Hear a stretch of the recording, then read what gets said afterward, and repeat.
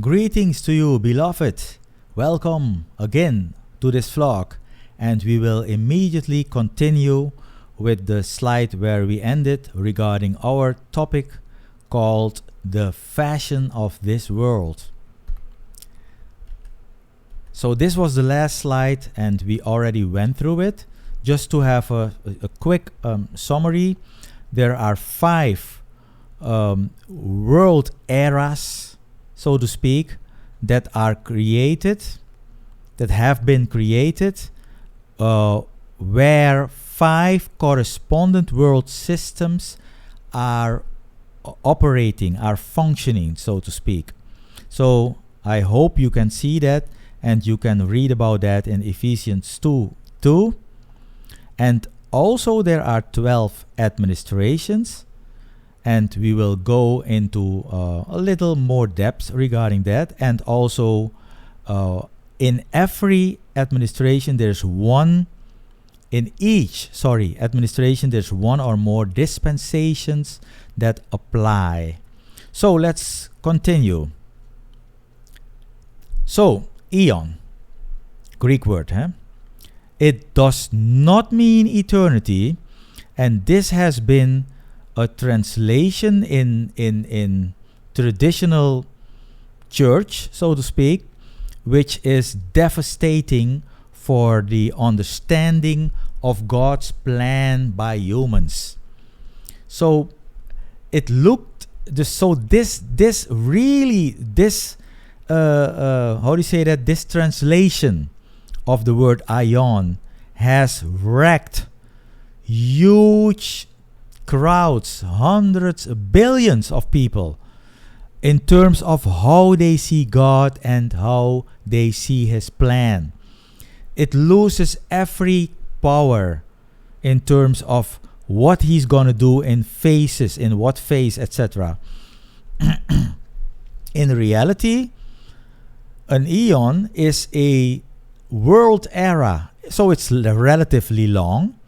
The shortest one appears to be 1,000 years. That's the shortest one, with both a beginning and an end.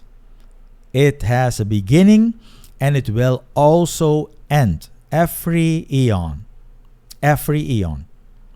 So the Aeonian times had a beginning, and I believe that was at Genesis 1 verse 1.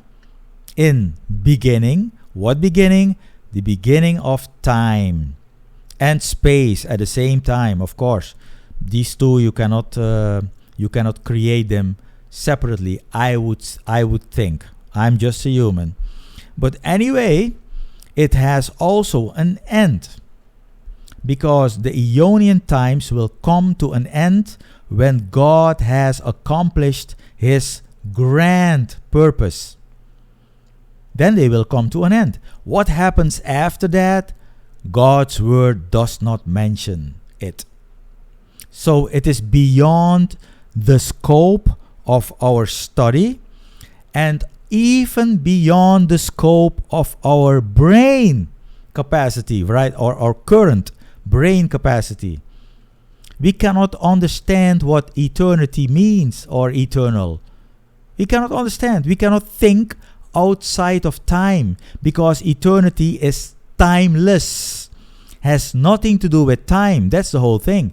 It is not time without end. No, that's not eternity. Eternity is outside of time. You see the point. That's why a human mind cannot grasp that. Let's continue. So it is a period in which a world system, a cosmos, a world order applies and operates. By now, I hope you really got it. So now, currently, we are living in the 3rd eon. There will be 2 more superior eons after this one, in which Jesus will reign visibly. Now, He doesn't reign visibly, but He will reign visibly. The 4th eon and the 5th eon. So let's do one step back. these two, the fourth and the fifth eons, are superior eons in relation to the first three eons. First, second, and third eon, where we are still in. So that's why they are superior in comparison with the three former eons. But you also, so the first superior eon is the fourth one, which is the Millennium Kingdom. That's superior compared to the previous eons. And then you have the fifth eon that is even more superior to the, not only to the fourth, but to all the eons. So it's the eon of the eons, it's called, because it's superior to all four previous eons. And that's the eon of the new heaven and the new earth, and upon it the new Jerusalem. All right. So let's go to an administration in the framework of the outlines of God's plan. An administration, also called a household, because of that Greek word oikonomia, rules, certain rules apply. So it is an era, it's one or more administrations within an eon, in which certain rules apply. They are put in place there and they function there. So you could call them household rules. They work. They actually work. So that also implies that there are other rules applying to other administrations outside the current one that don't apply in this current administration. That's also truth. And please take that with you. Ponder on that. Because there are rules that are applied by some churches that belong to a previous era, previous administration, and therefore they do not work in this current administration. They do not work. So now we are living in the 9th administration, and that's called secret, because God works in secret in this administration. It's that simple. And within that, this administration is also a dispensation. That is like a dispensing of a spiritual situation which is necessary to shape the aforementioned household rules. So in this current administration, it's overflowing or transcendent grace that's essentially dispensed. But another dispensation that applies to more administrations and still applies is the dispensation of human government, in which humans are allowed to govern humans. So that also implies that human governments are allowed to, for instance, to impose death penalties to other humans if they committed a crime according to the laws of that nation, that government. Just as a simple example. So there are some dispensations that can apply to more than one administration, because the dispensation of human government applies already since the time after the flood of Noah. Okay, so we continue.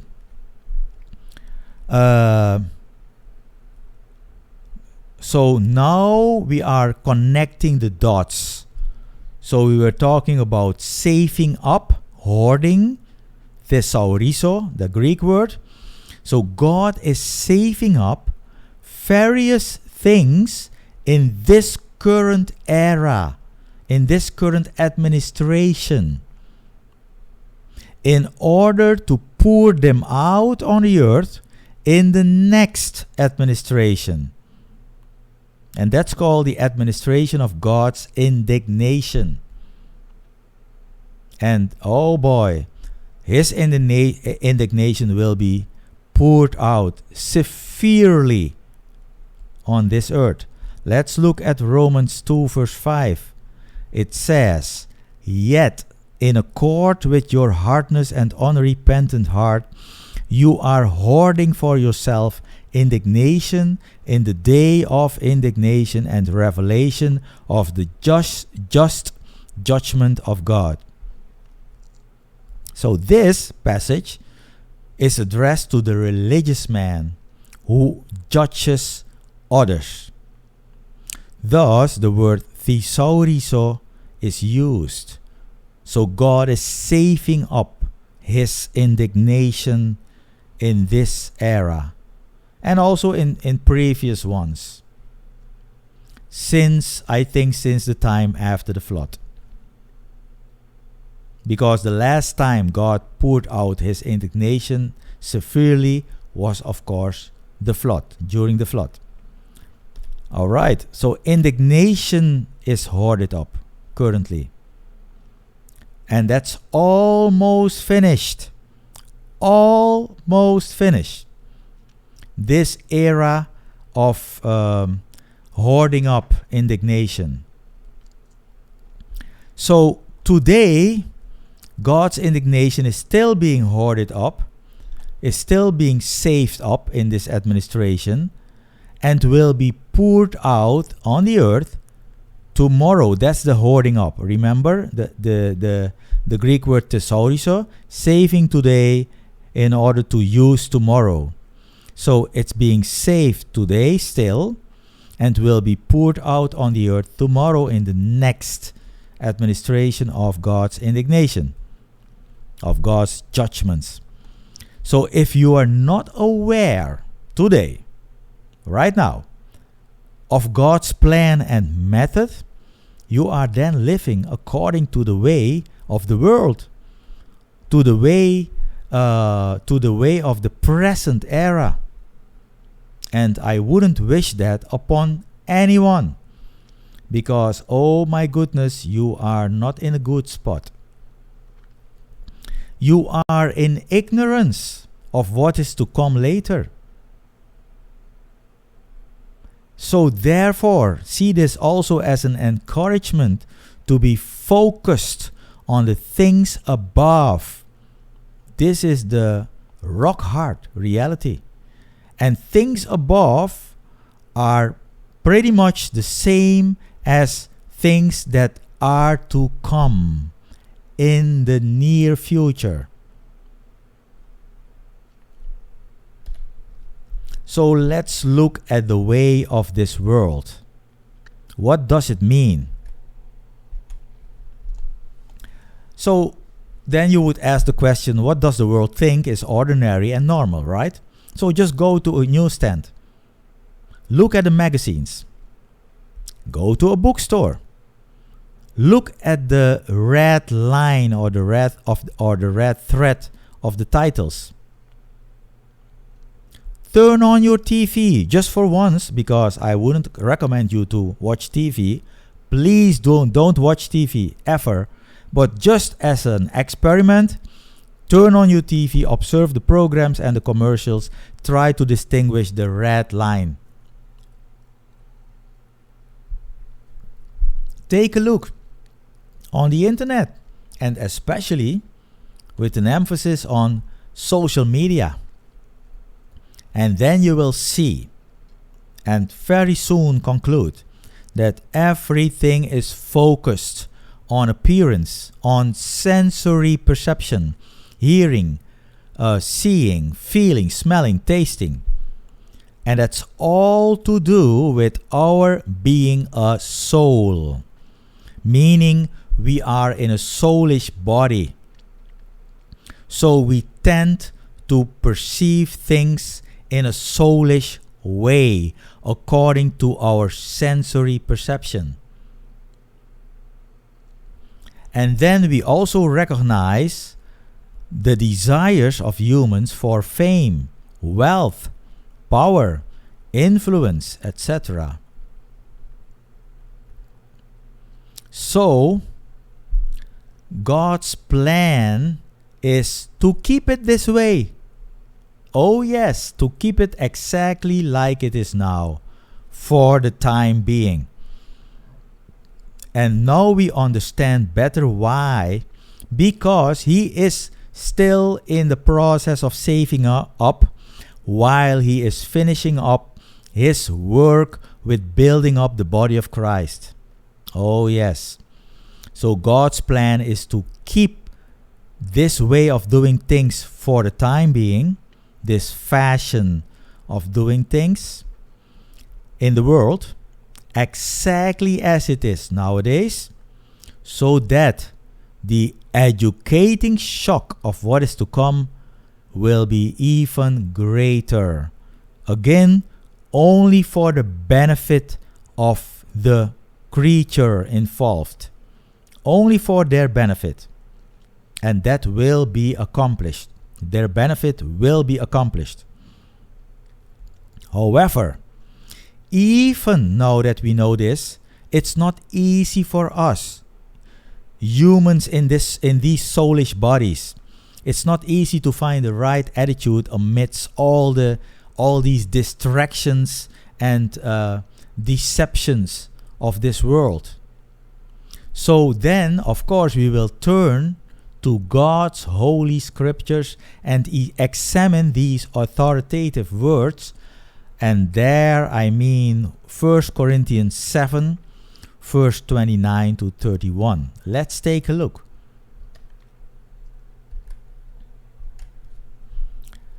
It says, "Now this I am affirming, brethren, the era is limited." And this is the advice, that furthermore, those also having wives may be as not having them, and those lamenting as not lamenting, and those rejoicing as not rejoicing, and those buying as not retaining, and those using this world as not using it up. What is the reason behind that advice? For the fashion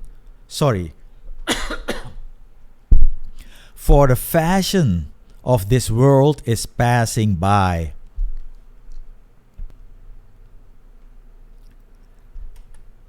Let's see where we are now. Yes. For the fashion is the way of doing of this world, right? So that is passing by. And then we will see that the time here, the era, the time, but then it's kairos. The Greek word is kairos, and that is era. That is limited. So the Greek word that is translated limited is sustelo. So what does that mean? Sustelo. Let's take a look, because it's a very interesting word.